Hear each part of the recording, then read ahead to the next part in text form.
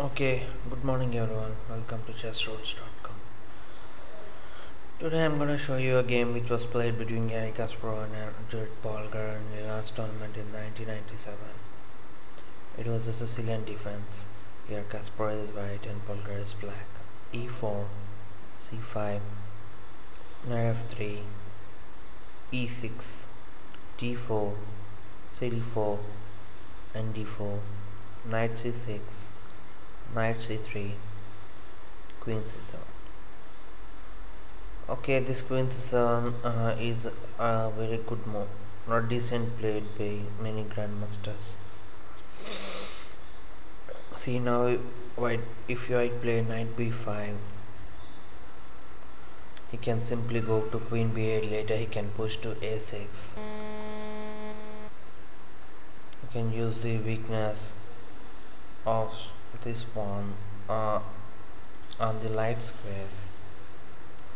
So bishop e2, a6, castles, sorry, knight f6, bishop e3,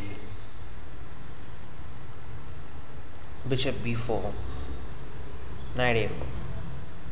See now, black cannot take this pawn on e4. If you take this, white will have a good compensation. Bishop g6, g3. So here, if black capture knight into e4, for example, and immediately white have a good counter chance with knight c6, queen into c6. If you take with d into or b into, simply queen d4 attacking b4 and e4 is winning for white. So you have to capture with queen into c4 supporting this e4, then knight b6 attacking this rook on a8,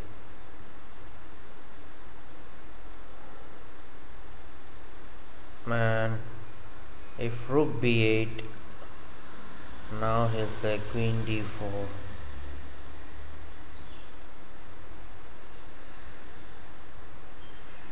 or now he can play bishop f3. The idea of queen d4 and queen g7 or multiple, or even rook to d1. So black was forced to play bishop f8 to support this g7, then queen d4, f5, rook a d1 or rook f d1. White is having a very good play for this pawn.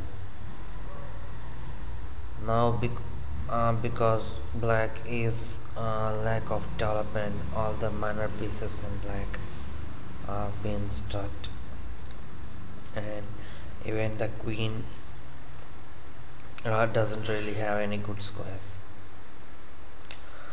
Now he can even play moves like bishop f4, or even bishop f4, rook e1, and bishop into e4 will gives white his own pawn. So here white played black played bishop d6 and g3. Now there is no use of bishop d6. There is no way that black can use his bishop on d6. So he played bishop e7. Now the idea is to play d6, bishop d7, and knight into c4, knight into d4, and bishop c6. So here Kasparov played a good move, c4.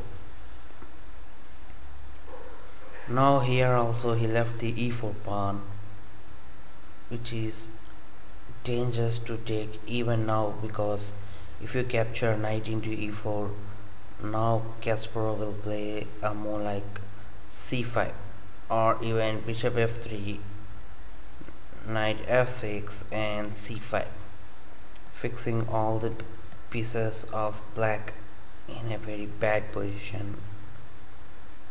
See, none of the rooks or bishops are active, and white can simply play a weakness on d7, bishop c8. Okay, so here he played d6 and Kasparov played f3. Bishop d7. Now the idea is to capture this knight on d4, or even move this knight to somewhere like e5, attacking the c4 and bishop knight on a4, or even bishop c6. We'll have some mobility for black. Here Kasparov played rook c1. A good idea of opening the c file. There is no d5 or b5 counters, or even white can play b4, b5 at any point. Now there is no b4, maybe he'll take at knight c6 and he'll play b4, b5 will give a piece. So castling now, so white continued his own plan of knight c6. After bishop c6, he simply plays knight b6, because white doesn't want to give this knight for his bad bishop on c6. A good knight on a4, he doesn't want to give for a bishop for c6, because this bishop doesn't really have any good diagonals. And if you exchange, even if you exchange also, this rook on c1 will really don't have any good plan.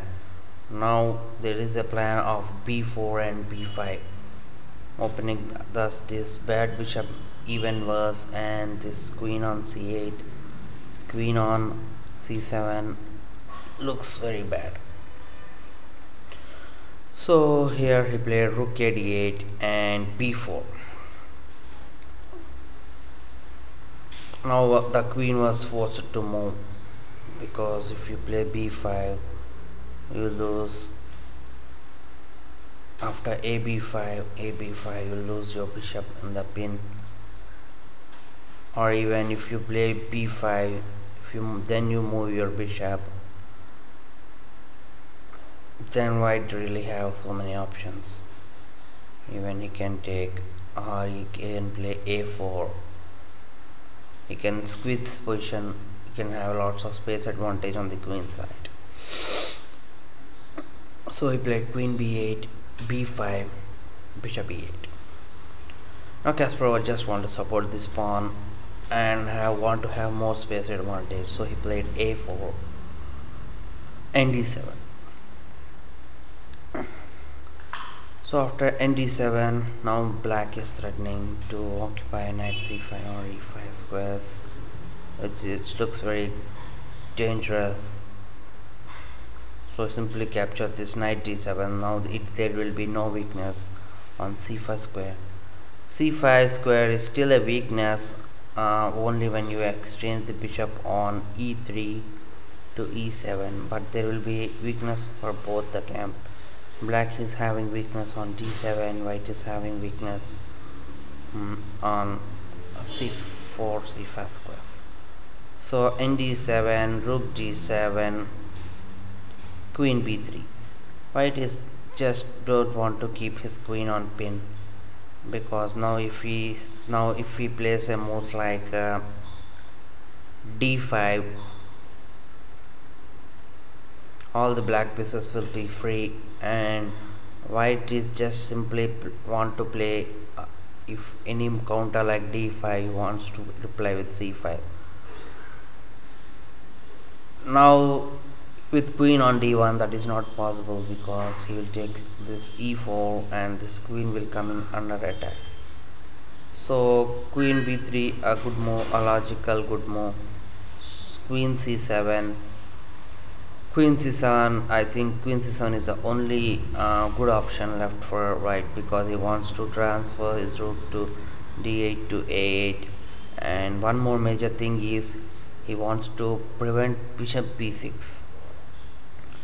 If bishop b6 comes, there is no rook d8 or there is no queen c7, black position will become even worse.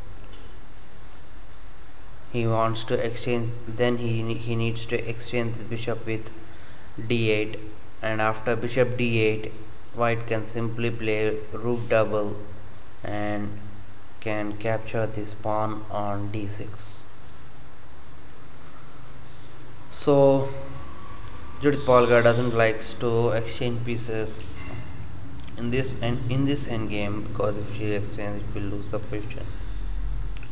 So queen c7 is a good move. Rook f d1, queen d8, bishop d4. I think bishop d4 is also a good idea of eyeing g7 square, or now even preventing bishop f6. So rook a8, queen c3, a very interesting idea of eyeing on g7. So a b5. So if you take bishop g7, black can simply ignore this rook and will take c into d4. For example, bishop into g7, c into d4. If you take bishop into rook, you will simply take with bishop and later can support this pawn. a4 is under attack.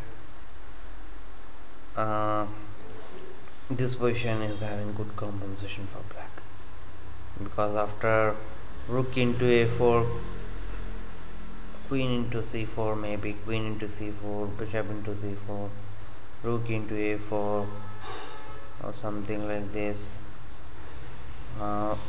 bishop c6, white can hardly win this position. With the double bishop, black can even try this position for an advantage. So bishop, here he played queen c3, queen c3, rook into a4. Kasparov just sacrificed his pawn for the open file and initiative. So he played rook c7, bishop g5. Now bishop f2 is the only move, because if you play rook into b7, it will be a mistake by playing rook into d4. Bishop e3 check, and he'll take this rook. So bishop f2 is the only move. b6, rook b7, rook a2, bishop f1, rook b2, and f4. F4 I think is okay, but I think you have to grab this pawn on b6, because now if you play f8, black can simply play bishop e8 and supporting this pawn. You cannot take if you play bishop b6, then you can simply play bishop c6, a very good move, activating his pieces. bc6 and bishop b6. Now this position is also good for black, is also good for white, but still Kasparov doesn't like any compensation on this position. So here he played rook into b6, bishop c3, rook b7, g5, f5. f5 is a very good move. Now black is threatening to prevent this pawn by bishop e5, so f5, bishop b4 supporting the d6, f6 closing all the movements of black, h5 is trying to play king h7, king f6 and attack the f6 pawn, king g6. So rook c1, king h7, rook b8, d5, ed5, bishop d6, rook d8, and restall are easy technique for black. Here Judit Polgar took bishop b5 and bishop b5, rook d8, bishop d6, loses the piece. Okay, this is a good example of a game positional gameplay between Gary Kasparov and Judit. Hope you enjoyed the game. See you in the next class.